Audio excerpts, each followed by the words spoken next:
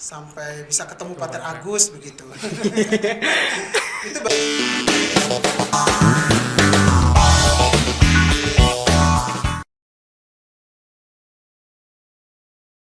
Salve, salam jumpa kembali, masih bersama saya Opin, tentunya di channel kesayangan kita, Podcast Studio Ministry of Pater Agus.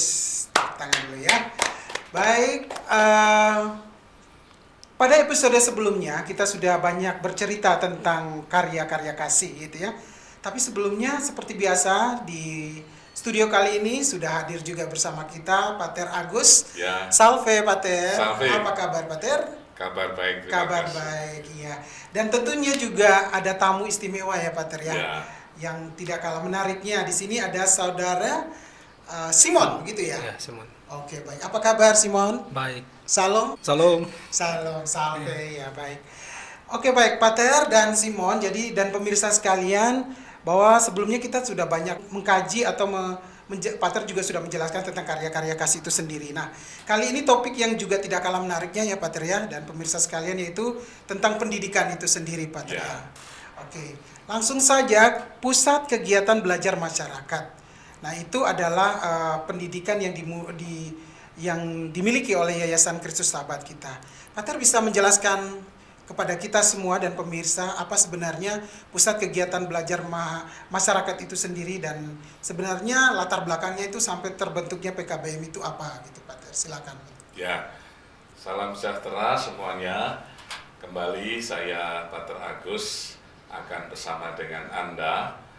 Ministry of Pater Agus merupakan bagian dari karya yang kami buat di Papua, khususnya di kota Nabire, bahwa PKBM atau Pusat Kegiatan Belajar Masyarakat merupakan sekolah yang diadakan untuk menampung anak-anak kita yang putus sekolah, Kak. Oke, baik. Ya, anak-anak yang drop out ya.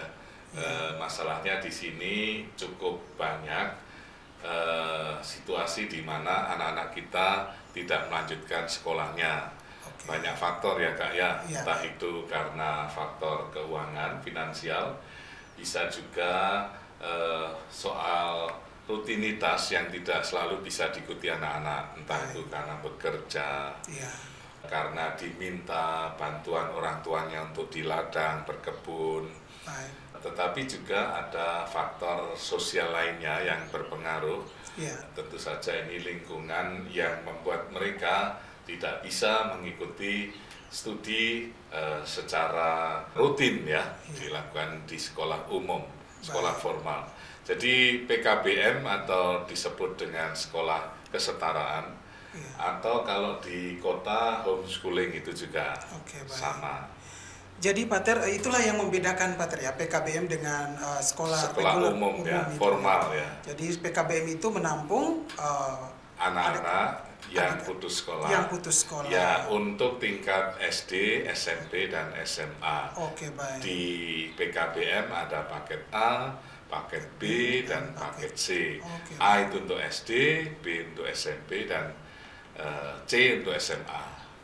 Lalu, apa sih sebenarnya motivasi Pater gitu ya, sampai terbentuknya PKBM sini? Sedangkan kita tahu sendiri ya, seorang Pater atau pastor itu kan dalam pelayanan umat itu sudah mendapatkan tugas yang cukup banyak itu Pater ya, melayani umat. Tetapi Pater masih bisa membina PKBM ini, itu kira-kira motivasinya apa gitu Pater? Ya, ini adalah panggilan saya, panggilan kita untuk melihat sisi dunia lain di mana kita perlu memberikan perhatian kepada orang-orang yang perlu dibantu. Kalau gereja keberpihakannya kepada orang miskin atau kecil, lemah, miskin, tersingkir, difabel ya, sering disingkat KLMTD, maka ini merupakan perwujudan yang nyata dari keberpihakan gereja. Dan gereja disebut the Church of the Poor, yang bagi saya ini merupakan pelayanan yang nyata. Dan untuk itu seperti tadi ditanyakan, kenapa membuka PKBM? Karena kita ingin memberikan suatu perhatian dan juga pelayanan kepada anak-anak kita yang mempunyai hak yang sama untuk masa depannya dengan berbekal tentu saja pengetahuan ya, kemudian juga berbekal dengan legalitas atau ijazah, tetapi juga dengan life skill, keterampilan. Maka PKBM ini memadukan antara pendidikan ilmu pengetahuan, tetapi juga keterampilan untuk anak-anak kita. Baik, kalau berbicara mengenai sekolah gitu Pak Ter ya, jadi PKBM itu pasti sudah melakukan kegiatan belajar mengajar juga gitu Pak Ter ya, dan juga ditambahkan dengan soft skill, karakter, pembentukan karakter gitu Pak Ter ya. Nah, kalau dari sumber dayanya maksudnya kalau sekolah kan harus berbiaya nih Pak Ter, itu bagaimana dan seperti apa ya Pak Ter? PKBM itu. Kegiatan PKBM yang diadakan oleh Yayasan Kristus Sahabat Kita tidak memungut biaya untuk anak-anaknya. Memang ada biaya pendaftaran. Oke, baik. Tetapi hampir semua anak tidak bisa membayar karena mereka dari kalangan ekonomi lemah. Untuk itu kita tidak membuat sekolah ini sebagai pemasukan bagi yayasan, tetapi justru sekolah ini mendukung supaya anak-anak kita sekolah bagaimanapun itu caranya. Oleh karena itu, kolega donatur dari beberapa yayasan dan dermawan itu mendukung pelayanan PKBM yang kami selenggarakan di Nabire, Papua ini. Oke, baik. Dan guru-gurunya mungkin bisa diceritakan? Guru-gurunya kami mengajak kerjasama dengan teman-teman yang lulusan baru, fresh graduate, pemuda dan pemudi Papua. Oh, jadi pemuda dan pemudi Papua. Jadi mereka setelah bersekolah, kuliah, terus itu mereka mengabdikan diri lagi di PKBM untuk menjadi guru bagi adik-adiknya. Artinya pemuda-pemudi yang sudah lulus S1 dari kampus di sekitar sini atau dari luar, kemudian kita ajak untuk kerjasama dan mendampingi adik-adiknya.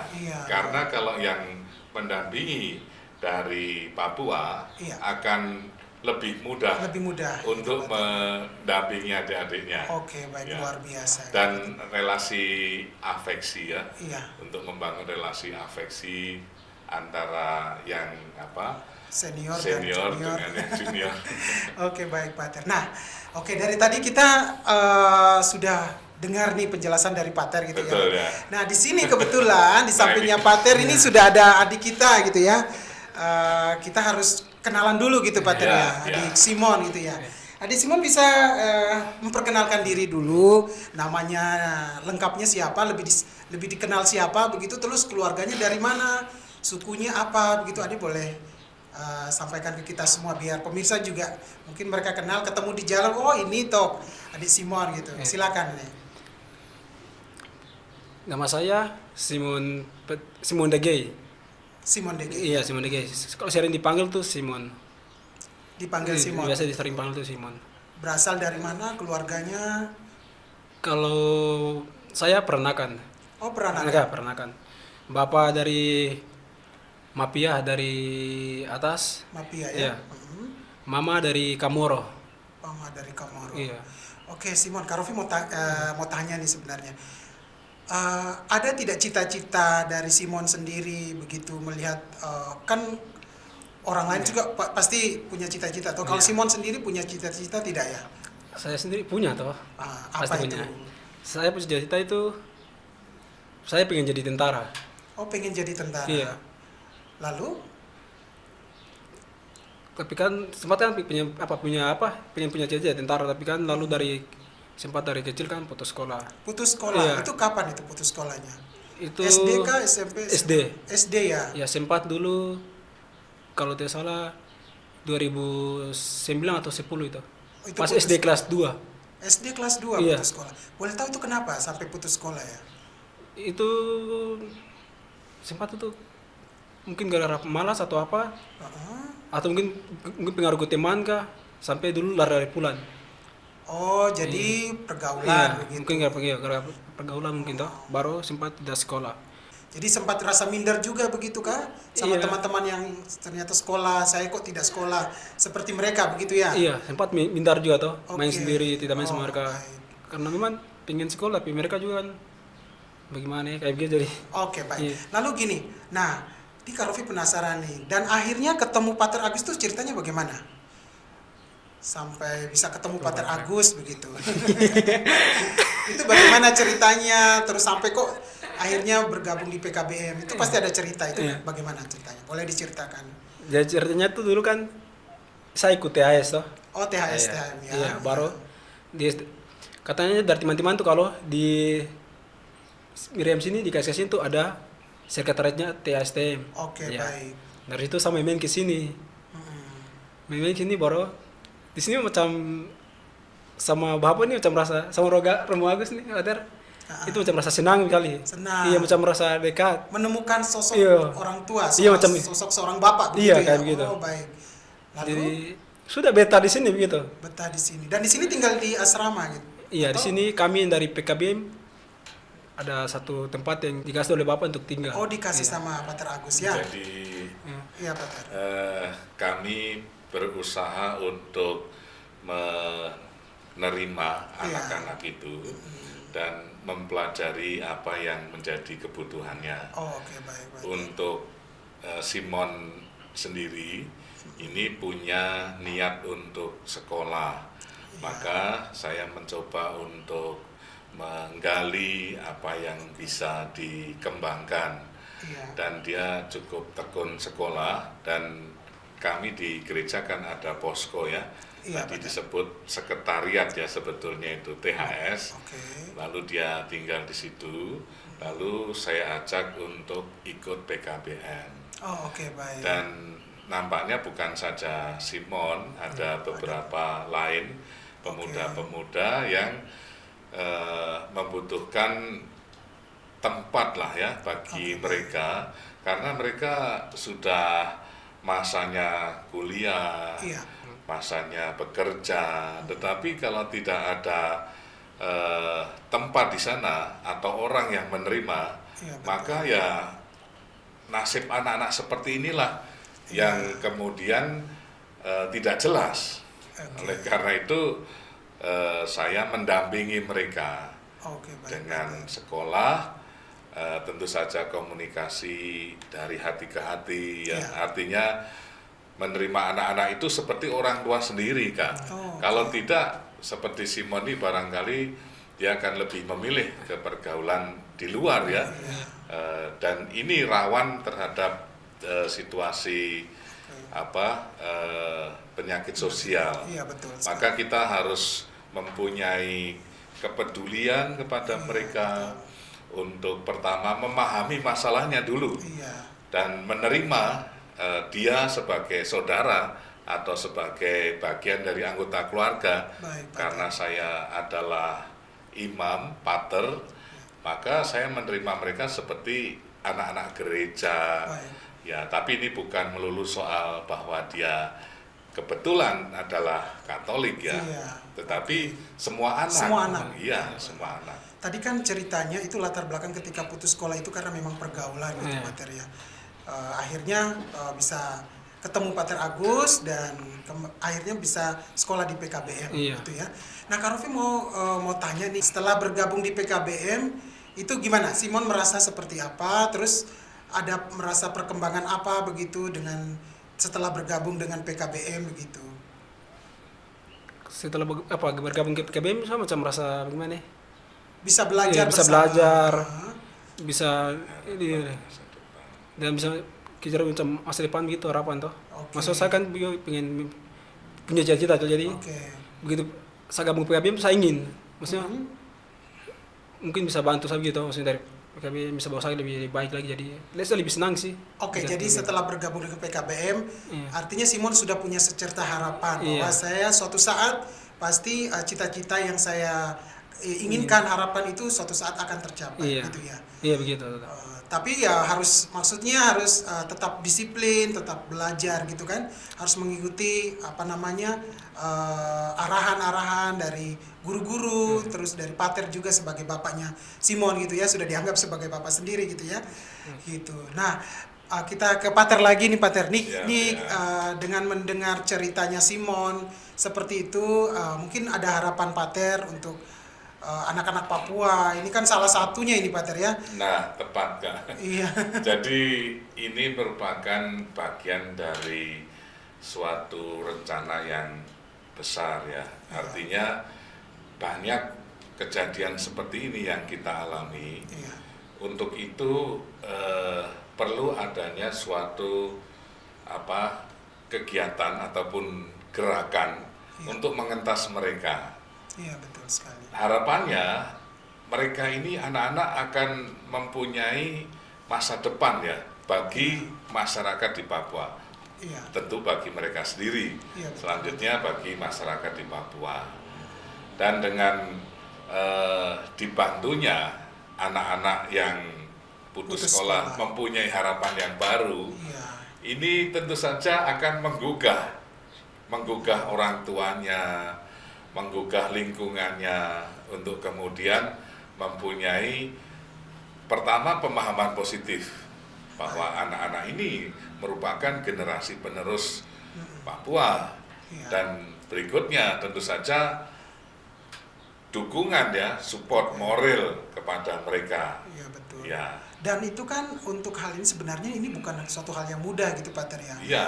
Dan apa yang membuat pater begitu yakin begitu? Apakah pater bisa bekerja sendiri untuk ini? Ya. Ini kan baru satu contoh ini ya, anak Ya. seperti ini, dan saya yakin bahwa di luar itu masih banyak lagi seperti ini. Ya.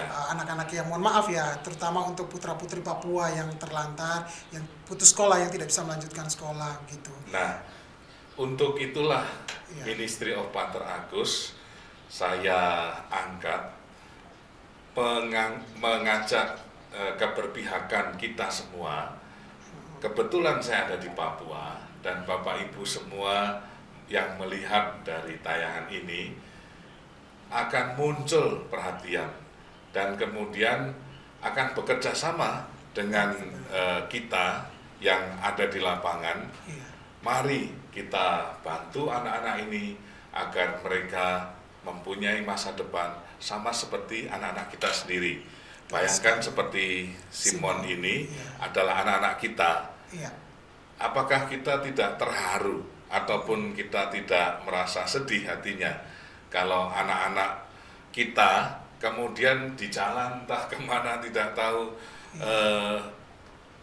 punya optimis tentu masa depannya ataupun bagaimana mereka akan mewujudkan cita-citanya, sementara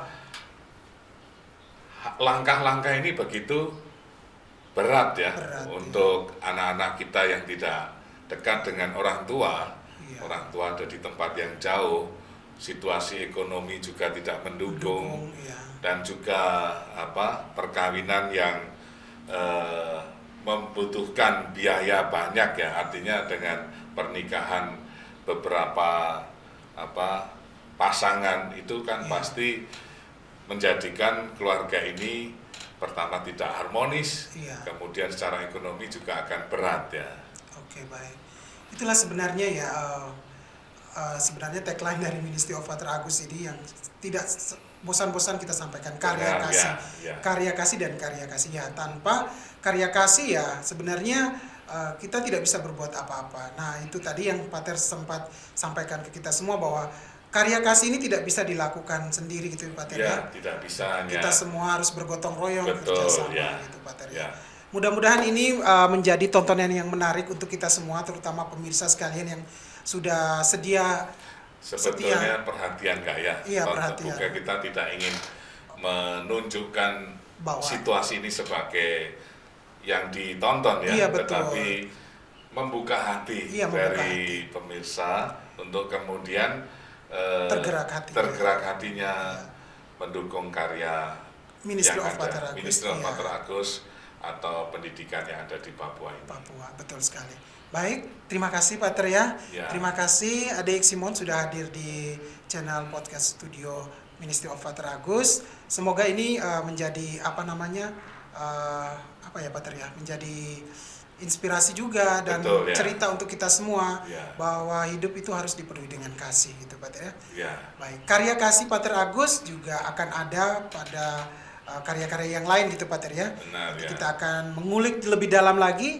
Tentunya kita akan jumpa lagi di episode-episode selanjutnya. Terima kasih untuk yang sudah menonton dan sampai jumpa. Salve. Sampai. Pater.